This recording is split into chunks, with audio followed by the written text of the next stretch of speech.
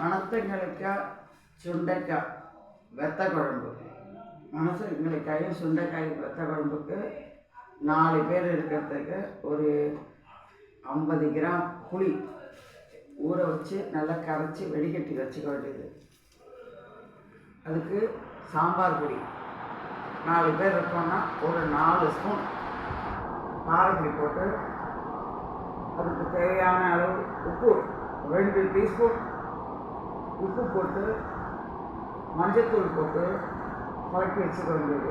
கடாயில் நல்லெண்ணெய் இல்லை நம்ம வீட்டில் எந்த எண்ணெய் சமையலுக்கு யூஸ் பண்ணுறோமோ அந்த எண்ணெயை வச்சு முதல்ல கடுகு வெடித்தோடனே கடலைப்பருப்பு 4 துவரம்பருப்பு இது 2 செவக்கிற நேரத்தில் சுண்டைக்காயை போட்டு, சுண்டைக்காயும் போட்டு பதக்கிற நேரத்தில் மணத்தக்காய்க்காய் போட்டு, மணத்தக்காய்க்காயும் பொருந்து போன கையோட பூண்டையும் போட்டு புளியை கரைச்சி வச்சு கூட்டி வச்சுருக்க அதில் தூக்கி ஊற்றி பச்சை கருவேப்பிலையும் போட்டு கொதி வாங்கி கீழே வச்சா மணத்தக்காய்க்காயும் சுண்டைக்காயும் போட்டு வெத்த குழம்பு செய்முறை விளக்கத்தோடு போட்டிருக்கேன்.